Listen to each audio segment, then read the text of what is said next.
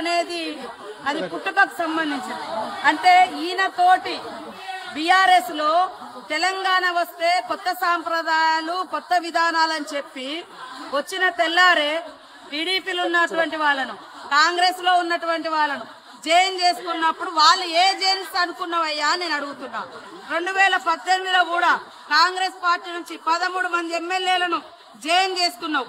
ఇవాళ వాళ్ళ పార్టీ నుంచి రాగానే ఇవాళ రకరకాలు మాట్లాడుతున్నారు. ఫస్ట్ నీ పార్టీలో జైన్ చేసుకున్నటువంటి వాళ్లకు ఏ జీన్స్ ఉన్నాయని నువ్వు జైన్ చేసుకున్నావు. నీకు చిత్తశుద్ధి ఉంటే ఇవాళ కోర్టులో పోయి కొట్లాడుతున్నావు కదా, మరి ఆ రోజు వెంటనే తీసుకొని మంత్రులుగా కూడా చేసారు. ఏది నీ నీతి అంటున్నా కేటీఆర్, నీ నీతి నీ రీతి ఏదయ్యా? ఆ రోజు తలసాని శ్రీనివాస్ యాదవ్ ను సబితా ఇంద్రారెడ్డిని తీసుకొని ఎమ్మెల్యేలుగా తీసుకొని అదే గవర్నర్ దగ్గర తీసుకుపోయి అత్యంత నీచంగా హేయంగా నువ్వు మంత్రి పదవులు కూడా ఇచ్చి రాజ్యాంగాన్ని ఉల్లంఘించిన నువ్వు ఇవాళ రాజ్యాంగ ధర్మాసనం కాడిపోయేటువంటి అర్హత నీకుందా? ఫస్ట్ ఇప్పటికైనా నేను సవాల్ చేస్తున్నా. మా పార్టీలోకి వచ్చినటువంటి ఎమ్మెల్యేలు నువ్వు అంటున్నావు కదా, దానికి పునాదిగా నువ్వు కొత్త రాష్ట్రంలో మొత్తం 2014లో 2018లో ఎవరున్నా కూడా పాపం సర్పంచులున్నా, ఎంపీటీసీలున్నా, జెడ్పీటీసీలున్నా, ఎమ్మెల్యేలున్నా, ఎంపీలున్నా అందరినీ భయపెట్టి బలవంతం చేసి రకరకాలుగా తీసుకొని అలాంటి మార్పిడులకు శ్రీకారం కొత్త తెలంగాణ చుట్టింది నువ్వు. నీకు రాజ్యాంగం మీద గౌరవం ఉంది.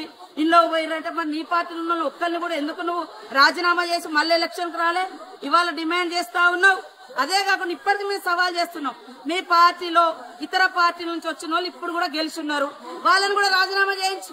ఆ రోజు మా పార్టీ నుంచి వచ్చిన వాళ్ళు సబితా ఇంద్రారెడ్డి గాని, సుధీర్ రెడ్డి గాని, లేకుంటే ఇతర టీడీపీ నుంచి వచ్చిన తలసాని శ్రీనివాస్ యాదవ్ గాని, మళ్ళా ఇప్పుడు ఎమ్మెల్యేలు ఉన్నారు కదా, ఆ రోజు వాళ్ళు రాజీనామా చేయకుండా మీ పార్టీలకు వచ్చారు కదా, మీ పార్టీలకు ఈ రోజు రాజీనామా చేయించి అప్పుడు మా దాంట్లోకి వచ్చిన వాళ్ళు అడిగితే జనం హర్షిస్తారు. కానీ నీకో నీతి మందికో నీతి అనడం ఇది ఎవరు కూడా హర్షించరు.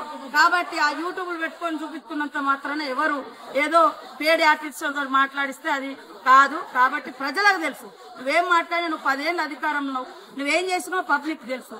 కాబట్టి అది మర్చిపోయి ఇతరులను ప్రశ్నించే నైతిక అర్హత నీకు లేదు.